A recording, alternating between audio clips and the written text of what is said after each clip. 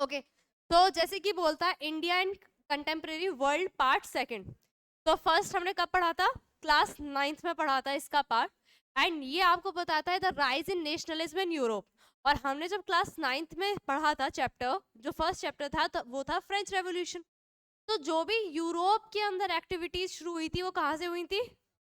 France से हुई थी। ठीक है, तो अब यूरोप में क्या था कि जैसे आज कंट्रीज है, जर्मनी की एक बाउंड्री है, फ्रांस की एक बाउंड्री है, ऑस्ट्रिया की एक बाउंड्री है, हॉलैंड की एक बाउंड्री है। पहले ऐसा नहीं होता था, पहले क्या होता था, एम्पायर्स होते थे। अब जैसे मैं इंडियन एम्पायर की बात करती हूँ या पुराने टाइम पे मुगल एम्पायर वगैरह की बात करती हूँ, क्या उनका रीजन बांग्लादेश में था? रहा होगा। ठीक है, क्योंकि बांग्लादेश तो आफ्टर पार्टीशन बना है। ठीक है, आजादी के बाद ही तो बना है बांग्लादेश। क्या अफगानिस्तान में रहा होगा? अफगानिस्तान में भी था। ठीक है, कुछ रीजन ऑफ तिब्बत रहे थे हमारे पास। हाँ, तिब्बत भी रहे थे। म्यांमार का भी कुछ रीजन था, अंग्रेजों ने उसको भी अपने कंट्रोल में ले लिया था। या श्रीलंका में भी हमारा कुछ पार्ट था। तो इसी तरीके से अगर हम यहाँ पर देखेंगे तो यहाँ हम एम्पायर्स के बारे में पढ़ेंगे। अब क्या था कि जो किंग थे ना, वो उनके अकॉर्डिंग सारी चीजें हो रही थी। क्या फ्रांस में भी उनके अकॉर्डिंग हो रही थी? क्या नाम था किंग का? लुइस 16। लुइस 16 को हटाया गया था, किस ईयर में हटाया गया था? 1789। ठीक है, 1789 में क्या हुआ था? एक बहुत बड़ा रेवोल्यूशन हुआ था, स्टार्ट होना शुरू हुआ था। बट रीजन क्या थे उसके? कि एक तो हमारा जो किंग था वो क्या बढ़ा रहा था? टैक्सेस बढ़ा रहा था। टैक्स इतना ज्यादा बढ़ गए थे कि लोगों को ब्रेड खाने तक के पैसे नहीं थे। एंड पॉपुलेशन बहुत बढ़ी हुई थी एकदम से, तो लोग बहुत परेशान थे। और ये सबसे ज्यादा सफर कौन कर रहा था? Third state. पहली स्टेट किसकी थी? क्लर्जीज की थी। और दूसरे क्या थे? नोबल्स। क्लर्जीज में क्या क्या आते थे? क्लर्जी में आते थे प्रीस्ट वगैरह, चर्च आता था। और सेकंड नोबल्स में कौन आते थे? ऑटोक्रेटिक क्लास, ऑटोक्रेटिक या मोनार्क, जो मतलब जैसे रिश्तेदार होते हैं ना किंग के वो सब उसमें आते थे हाई क्लास में। और थर्ड स्टेट में आते थे बिजनेसमैन, फार्मर्स आ जाते थे, वर्कर्स आ जाते थे, आर्टिसंस आ जाते थे, मैन लॉयर, ये सब उसमें आते थे। ठीक है, और सबसे ज्यादा सफर कौन करता था?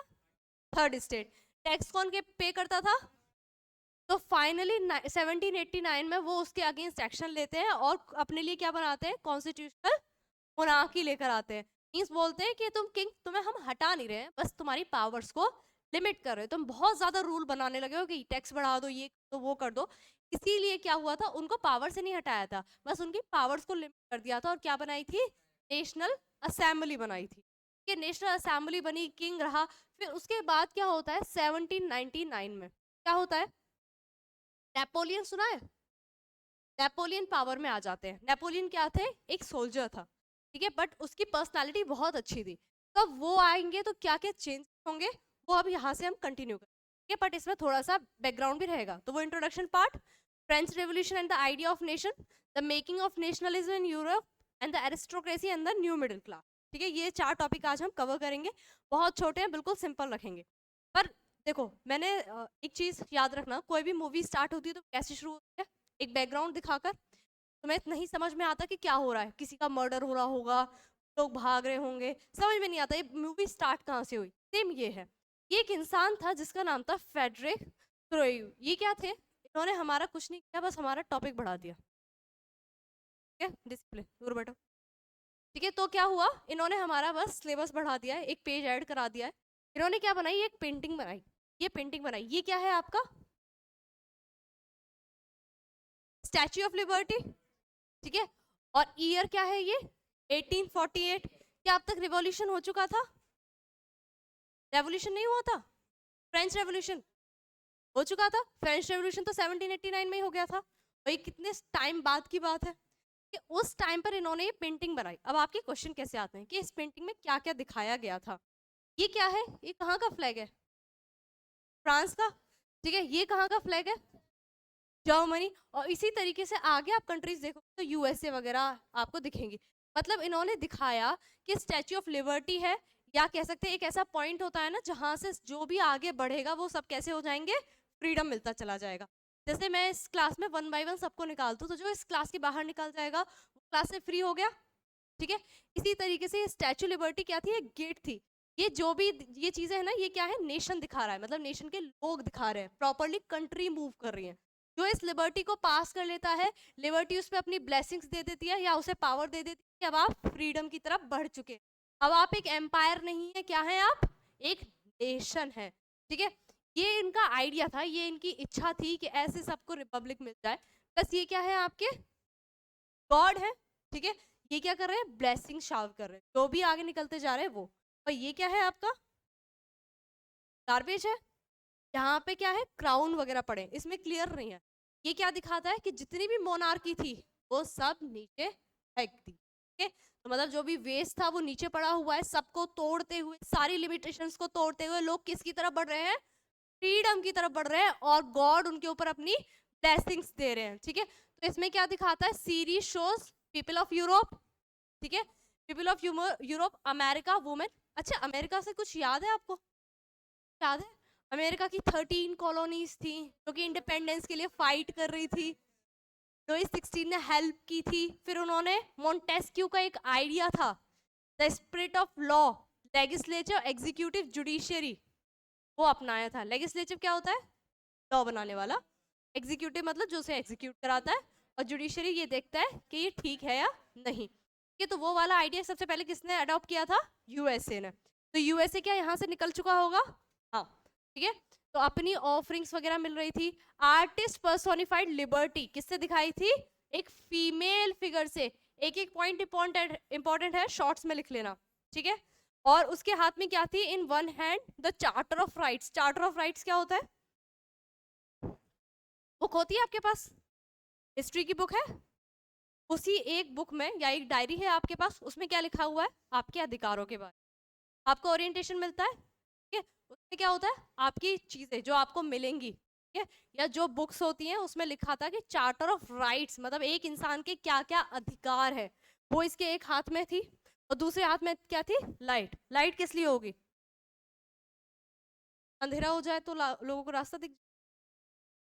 लाइट किसे दिखाता है जनरली? आपकी लाइफ में लाइट किसे दिखाता है? बहुत सुनते हो ना, प्रकाश है जीवन। सक्सेस को दिखाता है या एक पाथ को दिखाता है, हाँ फ्यूचर में कोई रोशनी है, ऐसा कुछ आता है ना। ये वही दिखा रहा था, एनलाइटमेंट कर रहा था किसको? आगे आने वाली अच्छी चीजों को, या फिर कैसे फ्रीडम को, वो सारी चीजें ये दिखा रहा था। और नीचे क्या पड़ा था? ऑन अर्थ, ये क्या पड़े हुए हैं? मोनार्क। ठीक है, ये क्या रिप्रेजेंट कर रहे हैं? मोनार्की को रिप्रेजेंट। तो ओवरऑल मैंने एक ऐसी पिक्चर ड्रॉ करी है जिसमें लोग लिबर्टी को पास करते जा रहे हैं। लिबर्टी के पास एक हैंड में बुक है, बुक में मेरे अधिकार लिखे हुए हैं, और वन बाय वन सारे नेशंस पास होते हुए जा रहे हैं। इनके हाथ में टॉर्च भी है, जो कि एक दिखाता है कि आगे रास्ते में रोशनी है, खुशियां हैं, वो चीजें दिखाता है। और ये सारे Nations one by one pass होते जा रहे हैं, और यहाँ पे सारी मोनार्की को छोड़ते हुए, तोड़ते हुए सारी चीजों को आगे बढ़ रहे हैं। ठीक है, अब आता है ये यूटोपियन विजन। क्या होता है इसका मतलब? क्लियर नहीं है? हाँ, तो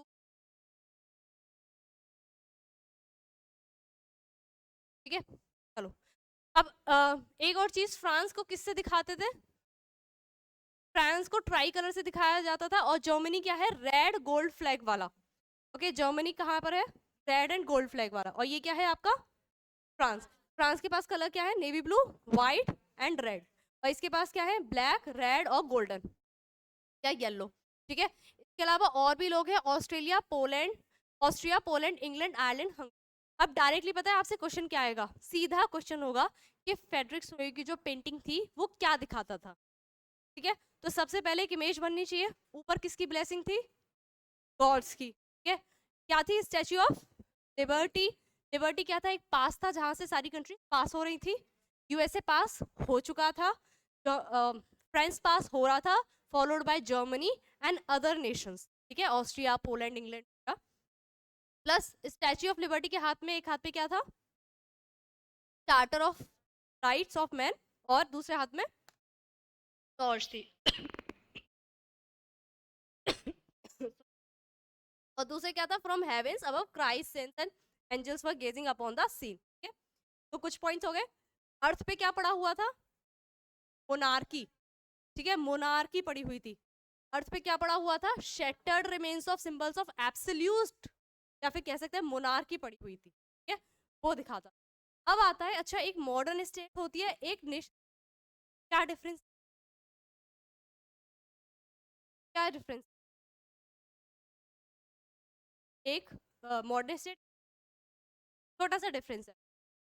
फॉर एग्जाम्पल आप लोग एक बहुत पुअर एरिया से हो, क्या कह सकते हो, अनसिविलाइज लोग, मैंने आपको बहुत सारा मनी दे, ठीक है, बहुत सारे अच्छे कार्स दे दी आप लोग, एंड बहुत अच्छे अच्छे क्लोथ्स दे दी, तो आप कैसे लोग हो जाओगे, कोई आपको देखेगा तो क्या बोलेगा, ये तो बड़े मॉडर्न लोग हैं, मॉडर्न स्टेट है, ठीक है। क्या आपके अंदर नेशन की भावना होगी, नहीं। आपको अपने राइट्स के बारे में पता होगा, नहीं। क्या आप एक कंट्री को रिप्रेजेंट करोगे, नहीं। अब बात करते हैं नेशन की, नेशन स्पिरिट क्या होती है।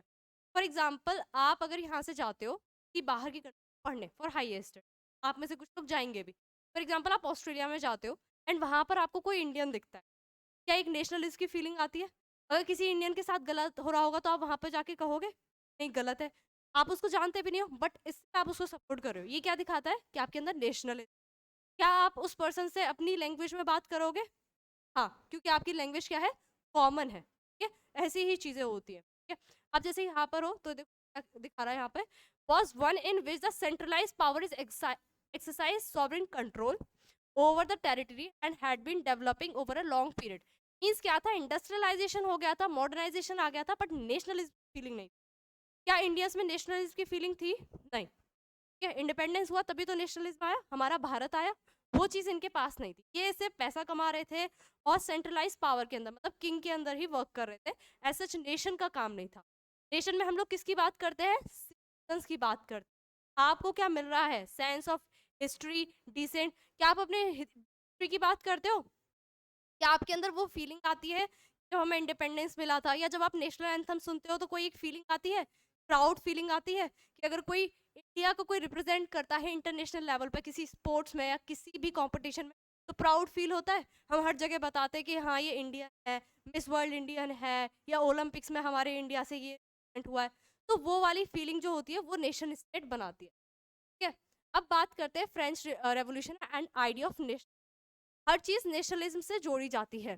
जब यहाँ पर डायनेस्टीज हुआ करती थी, कोई भी डायनेस्टी ले, तो क्या वो इंडिया के नाम से जाना जाता था, फॉर एग्जाम्पल या मुगल से या मौर्यन एम्पायर था, तो क्या वो इंडिया थी, वो एम्पायर्स डिवाइड है, तो उनके अंदर क्या नेशनलिज्म की फीलिंग होगी कि हमारा नेशन है, नहीं, ठीक है। तो वही यहाँ पर आता है, ठीक है। तो फ्रेंच रेवोल्यूशन जब होता है तो यहाँ पर डेवलप होती है नेशनलिज्म।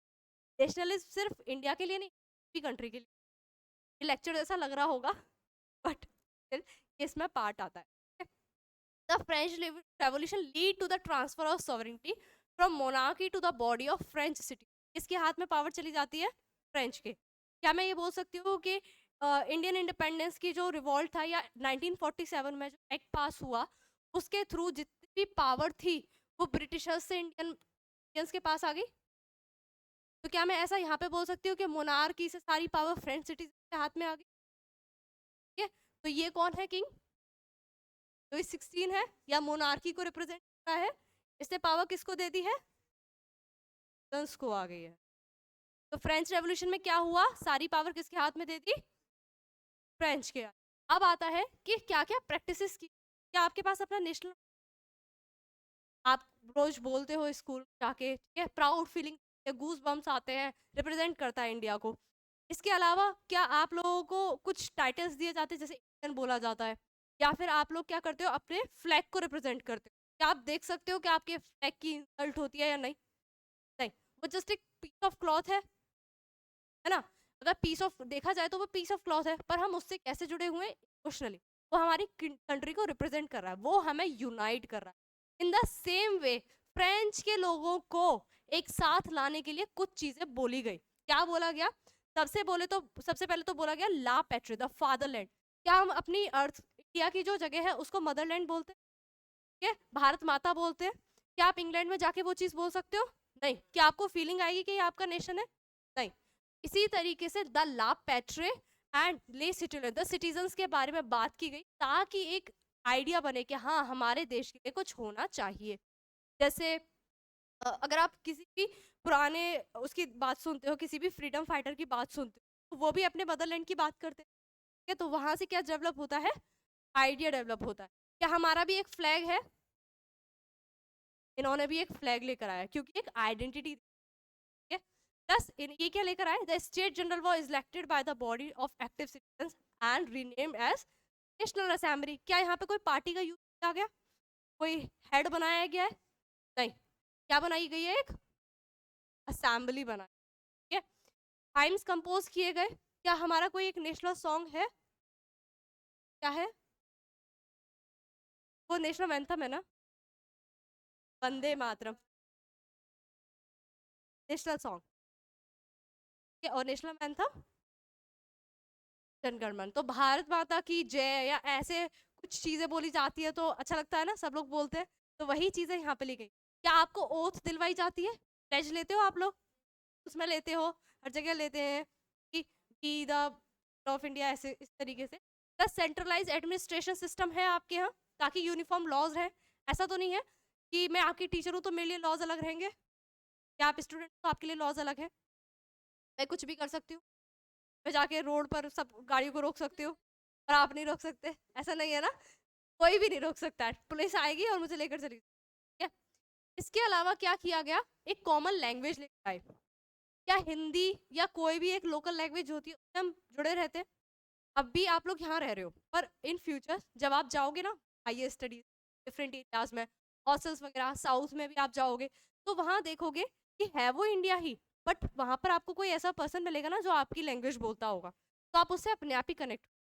जो माइनॉरिटीज होती है ना वो हमेशा यूपी में रहती है, ये चीज़ है, एक्चुअल है कि वहाँ पर आपको कोई फ्रेंड मिल जाएगा, वो बोलेगा मैं भी यूपी से, आप उसे नहीं जानते हो, बट अपने आप ही एक बॉन्ड बन जाता है, ठीक है। तो लोगों को किससे बनाया जाता है, कॉमन लैंग्वेज से बनाया जाता है। इंटरनल कस्टम ड्यूटीज वगैरह को क्या किया गया, हटा दिया गया। फॉर एग्जाम्पल मैं बोलती हूँ कि मैं जो डिस्टेंस मेजर करूंगी वो किलोमीटर में करूंगी, आप लोग बोलते हो मैम हम मीटर में करेंगे, कोई आता है कोई कहता है मैम हम गज में करेंगे, कोई आता है मैं मील में करूंगी, बड़ा कंफ्यूजन है। तो आपको कुछ सेल करना है, आप बोलोगे नहीं नहीं हम तो गज वाला मानते हैं, आप किलोमीटर में बेचोगे हम नहीं लेंगे, ठीक है। तो बड़ी प्रॉब्लम होती थी, इसकी वजह से एक यूनिफॉर्म सिस्टम लाया गया। इवन वेट के मेजर भी डिफरेंट थे। अब हमारे यहाँ 1 kg में कितने ग्राम होते हैं, 1000। अब आप में से कोई आया, नहीं मैम आप गलत बोल रहे हो, हमारे यहाँ 1 kg में 1200 ग्राम्स होते हैं। प्रॉब्लम होगी, यह प्रॉब्लम बहुत फेस हो रही थी। तो एक कॉमन चीज लाने के लिए हम लोगों ने क्या किया, एक यूनिफॉर्म सिस्टम लाया। किसी भी ड्यूटी, ड्यूज, पैसे, किसी भी चीज के मेजरमेंट के लिए वैल्यूज को हटा कम कर दिया गया। अब जैसे वहां पे करेंसी या कोई चीज जो थी वो 35 थी, 35 यूनिट मेजरमेंट्स, पर उसको कितना कर दिया गया, 3 कर दिया, ताकि प्रॉब्लम होती थी।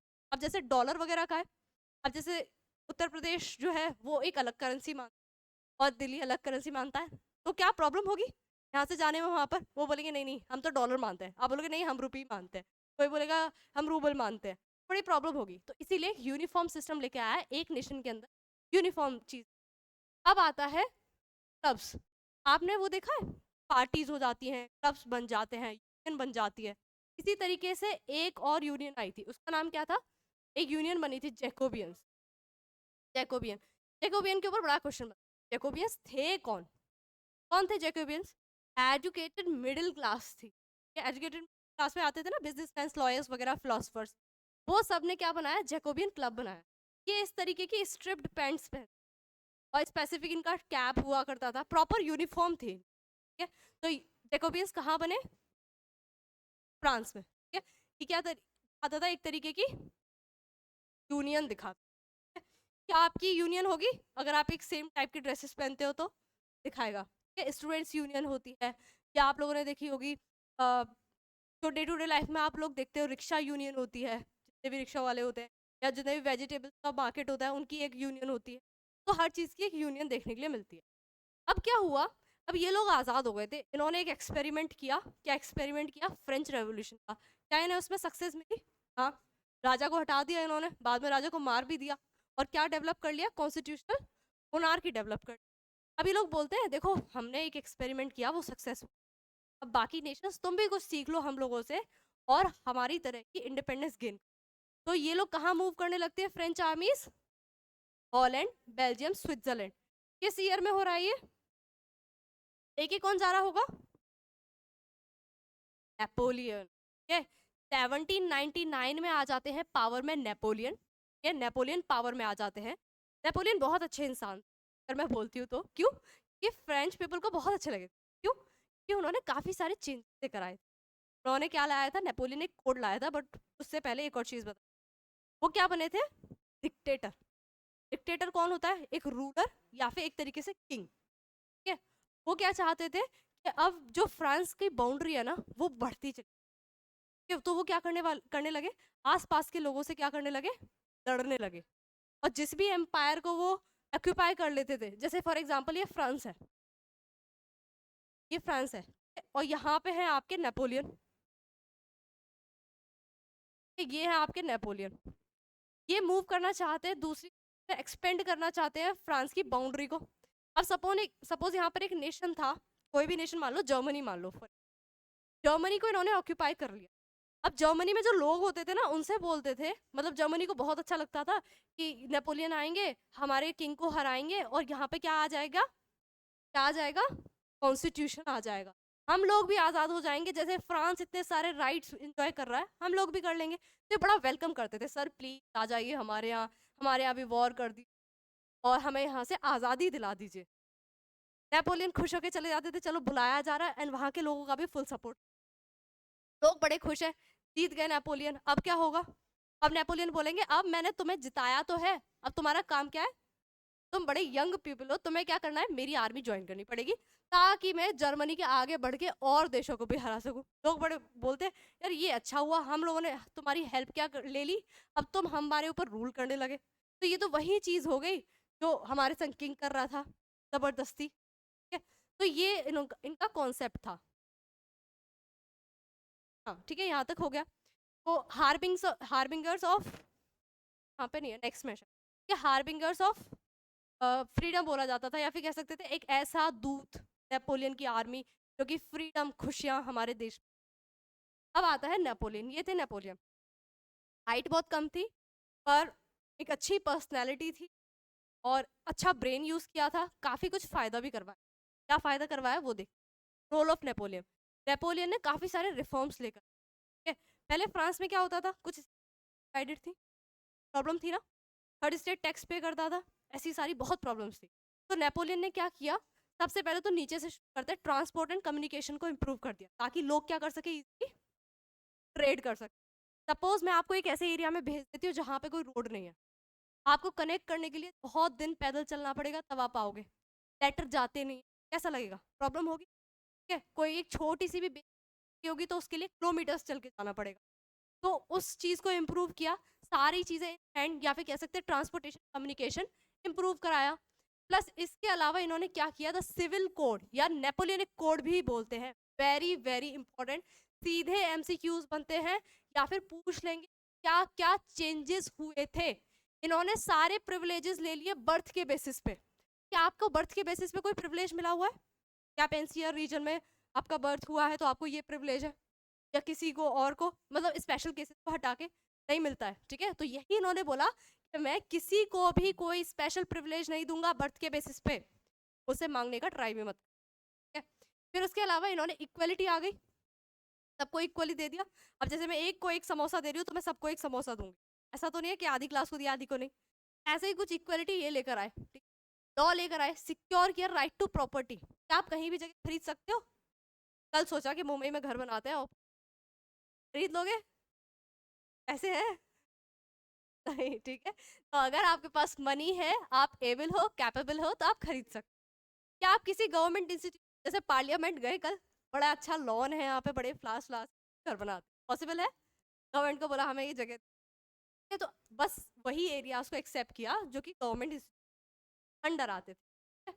अब ये बात जैसे ही पता चली लोगों को, आसपास के लोगों को, अरे भाई बर्थ के ऊपर मींस कोई राजा नहीं, कोई प्रजा नहीं, कोई हमारे ऊपर जो नेपोलियन को बुला लो, बाकी सारे।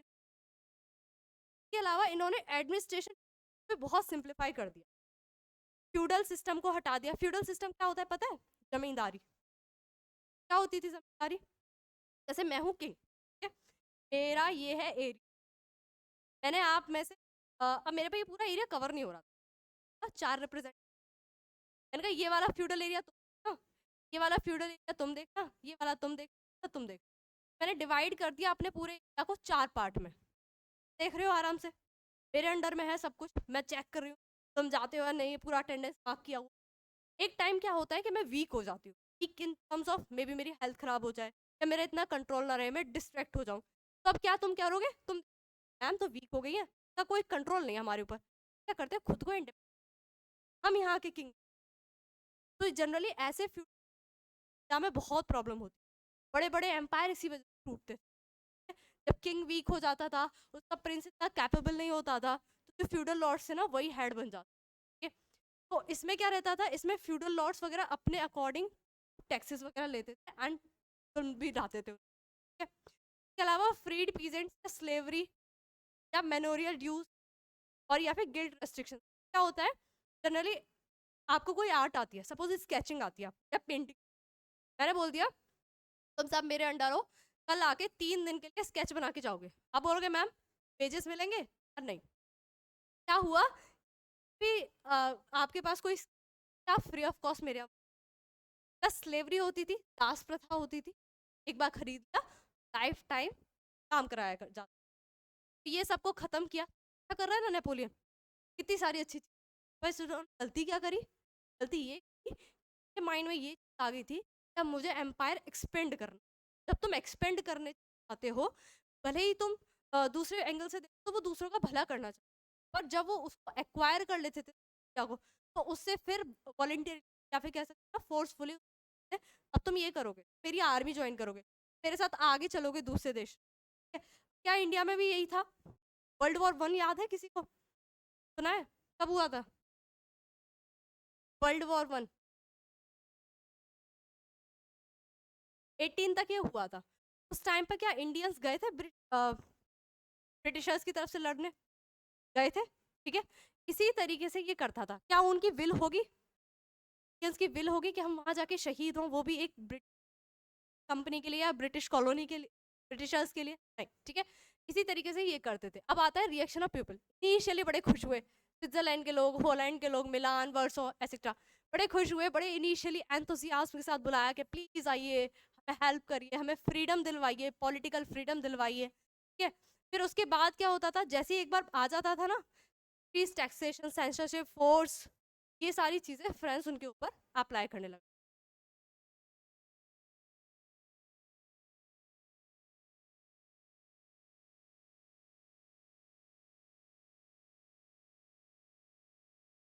हाँ, ये ऐसे ही करते थे। मतलब क्या करते थे, रूलर्स क्या करते, बड़े बड़े जो रूलर्स होते थे क्या करते थे, जैसे सपोज ये इंडिया है, कि ये इंडिया है, वो क्या करते थे, यहाँ एक टेरिटरी है, यहाँ बड़ी सी टेरिटरी है, वो इसके ऊपर अटैक कर देते थे, से बोलते थे अब तुम आसपास के एरिया में अटैक करोगे, ठीक है। तो ये काम रहता था, इन्होंने भी यही किया। अब देखो, जो मेरी नेशनलिज्म की फीलिंग है वो मेरी इंडिया के लिए है, कल को अगर मैं किसी और नेशन को ऑक्यूपाई करती हूँ तो क्या मैं सेम थॉट से सोचूंगी?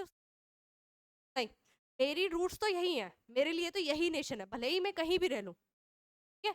तो वही चीज थी, अब वो ऑक्यूपाई तो कर रहे थे दूसरे एरियाज को, पर क्या उसी अपनेपन के साथ सोच पा रहे थे उनको?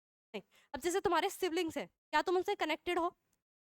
पर तुम्हारे कजन्स होते, क्या तुम जनरली उनसे इतने कनेक्टेड नहीं रहते, ठीक है। तो क्या होता है कि एक बॉन्ड होता है हमारी चीजों के साथ हमारा, तो हम दूसरी चीजों के साथ उतना नहीं हो पाते, भले ही वो एक्सपेंड कर रहे थे, ऑस्ट्रेलिया पहुंच रहे थे, हंगरी पहुंच रहे थे, कहीं भी जा रहे थे, पर वो फ्रांस का ही भला सोच रहे थे, उन लोगों को इतने बेनिफिट्स नहीं प्रोवाइड कर रहे थे। अब करते हैं nationalism in Europe, eastern and central और under the autocratic monarchies. Eastern part ये है क्या, या ये है ना, हाँ। और सेंट्रल पार्ट क्या है, क्या ऑस्ट्रिया आज के टाइम पे इतना बड़ा है? क्या हंगरी इतना बड़ा है? क्या है? एम्पायर्स। मैंने पहले भी बोला था, पहले क्या नहीं हुआ करते थे, नेशंस नहीं होते, पहले क्या होते थे, ठीक है। तो ये थे।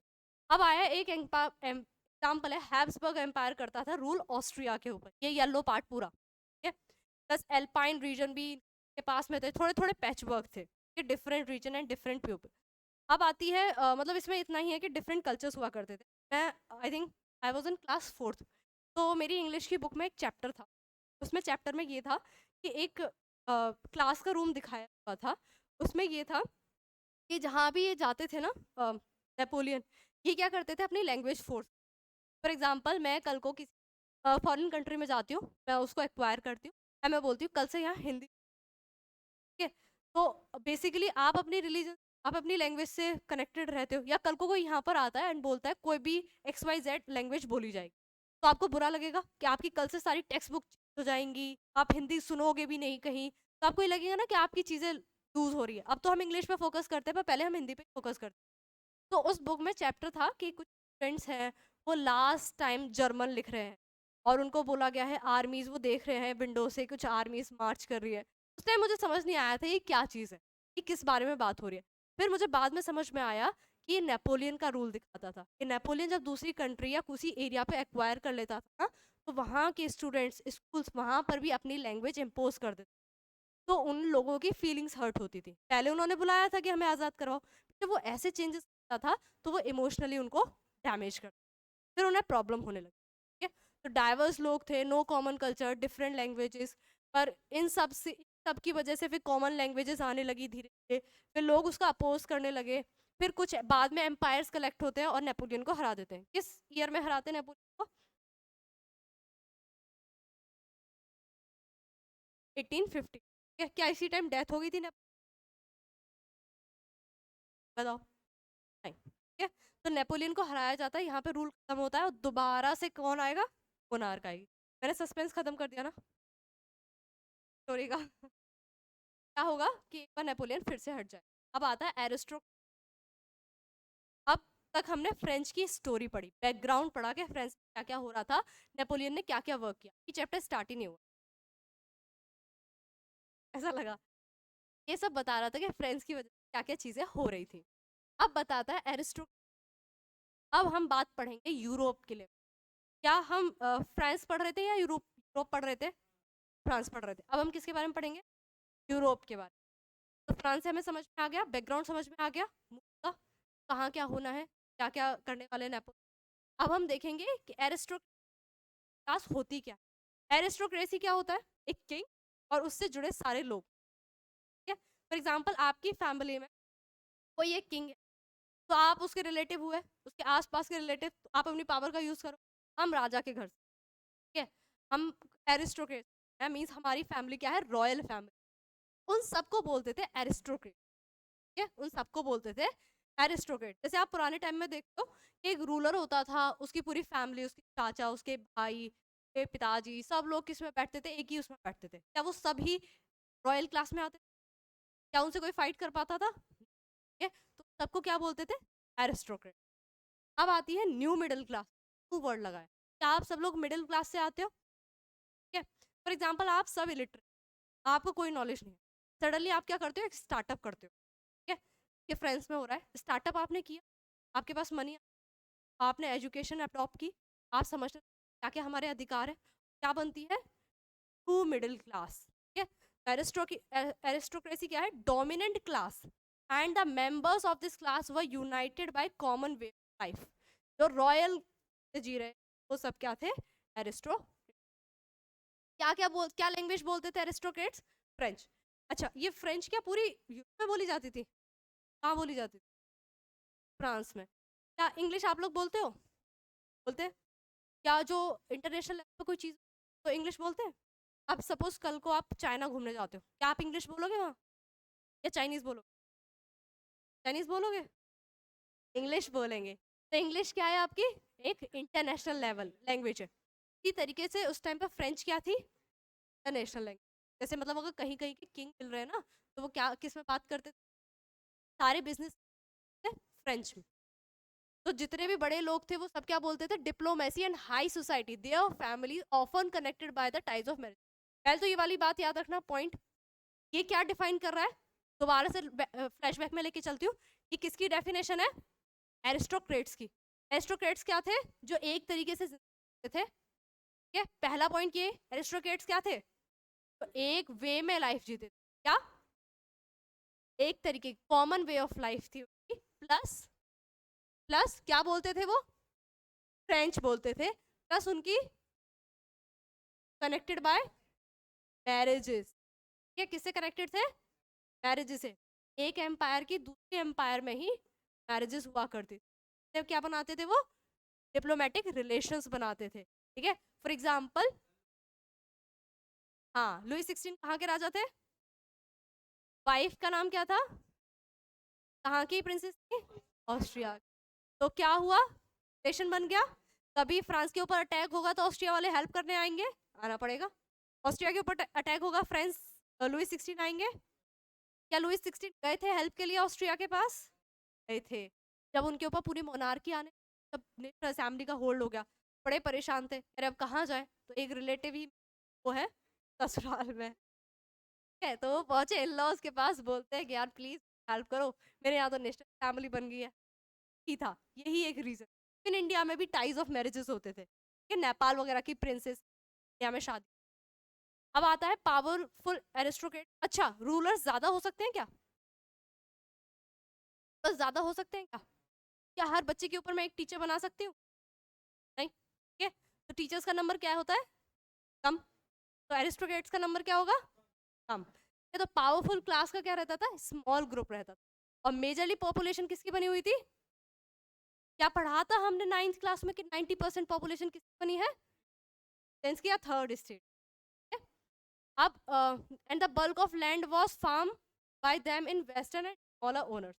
मेरे पास बहुत बड़ी लैंड है, मैं एरिस्टोक्रेट हूँ, और मैं क्या करूंगी? क्या इतनी लैंड को मैं यूज कर पाऊंगी? नहीं, मैं तो एक लग्जरियस लाइफ रहूंगी, अपना कार में जाऊंगी, प्रॉपर लाइफ रहूंगी। तो मैं अपनी लैंड किसे दे दूंगी? पीजेंट्स को दे दूंगी, फार्मर्स को दे दूंगी। आप मेरी लैंड पर वर्क करो, उसमें से जो ग्रेन्स बने वो भी दो मुझे, और उसे बेचकर भी पैसा दो। डायरेक्ट इनडायरेक्ट याद है? एंड टेल टैक्स जो लगता था, ठीक है। अब आता है न्यू मिडिल क्लास। तो ये एरिस्टोक्रेसी के सारे पॉइंट्स याद हो गए? कोई याद नहीं? एरिस्टोक्रेट्स क्या थे? राजा की फैमिली, जो कि एक कॉमन बैकग्राउंड से थे। दूसरा पॉइंट क्या था? फ्रांस में बात करते थे generally diplomacy.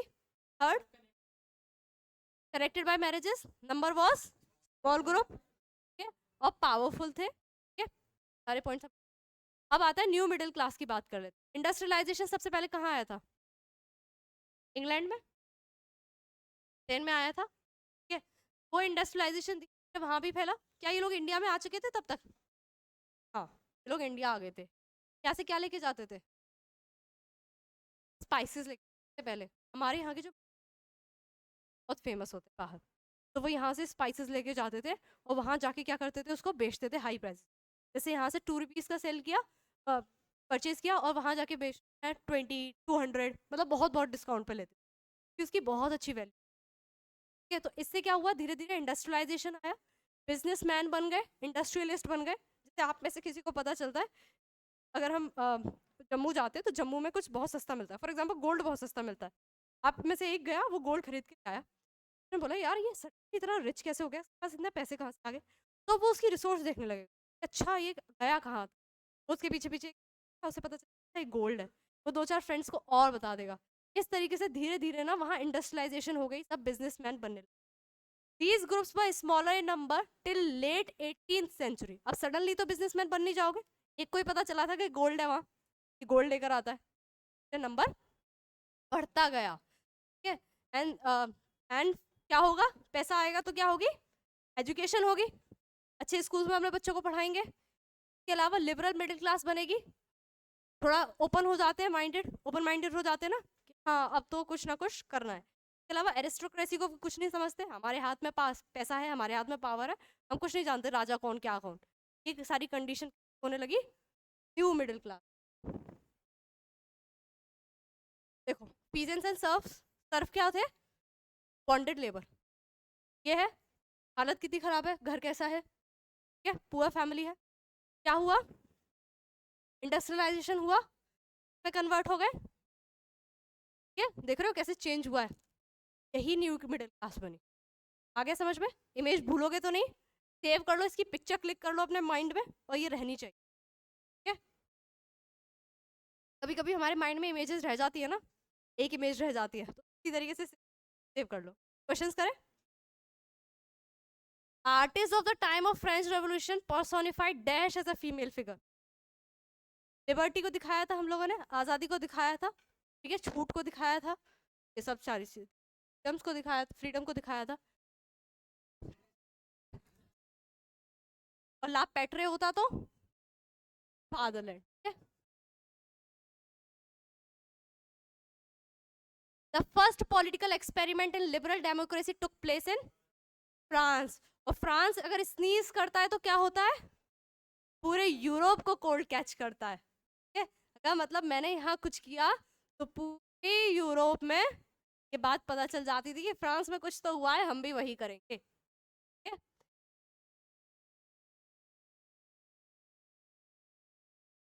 Napoleonic code, equality code भी तो हो सकता है, बताओ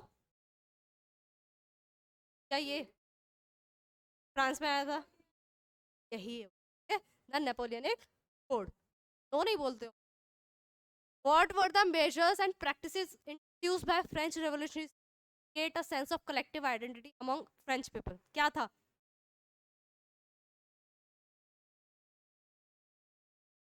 कॉमन लैंग्वेज, और बहुत सिंपल है, द पेट्रे, द सिटोरियन मतलब fatherland, the try colour flag, national anthem, oath, martyrs के बारे में बोलना। ठीक है, मार्टे ओथ दिलवाते हैं, प्लेज का याद है। क्या और क्या किया था, जेकोबियन क्लब्स बने थे, यूनिटी आते थे, और फ्लैग हो गया, और नेशनल सॉन्ग। हाँ, एक कॉमन लैंग्वेज बनाई थी, मेजरमेंट्स वगैरह को कर दिया था। ठीक है, और एक ही कॉमन फीलिंग से फ्रीडम की फीलिंग क्या किया था, ज्वाइन किया था। वैसे लिख लो कि ऐसे क्वेश्चंस आते हैं, इसके पॉइंट्स एनसीईआरटी में से वहां पे लिखना है। जनरली ऐसे क्वेश्चंस 1 to 5 पॉइंट्स में लिखने हैं। ठीक है, 1 to 5 पॉइंट्स बनाओ और लिखो, वैसे ही स्टार्टिंग में ही है।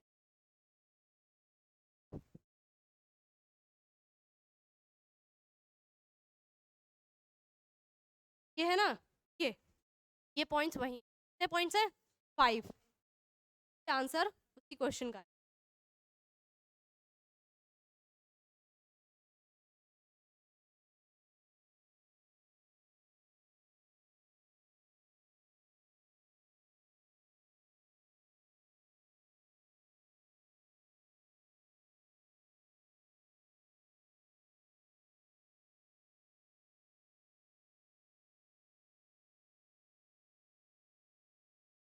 क्योंकि जो 1 मार्क क्वेश्चन है वो सिंपल है, क्योंकि आप तभी तभी पढ़ते हो, तो उनको भी देख।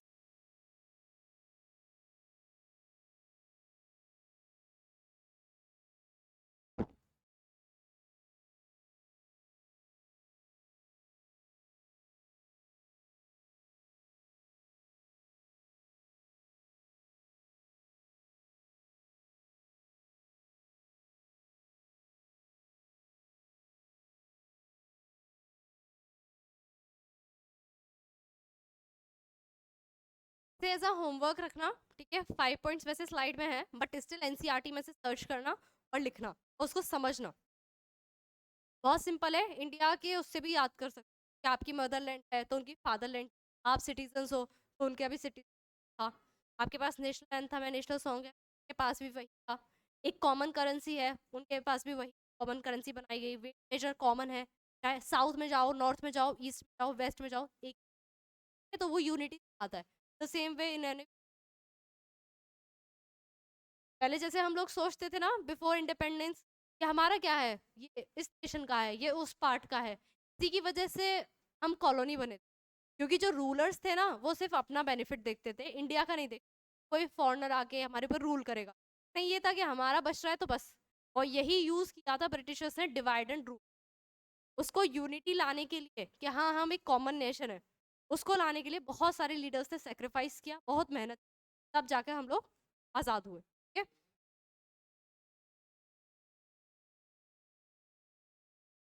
हाँ, इवन जो इंडियंस थे ना वो भी ब्रिटिशर्स की वजह से ये रीजन। क्या आप कोई ऐसा कर सकता है, नहीं। तब हमारी फीलिंग क्या है, बहुत स्ट्रांग हो चुके हैं, हम यूनिटी हैं, हम इंडियन हैं।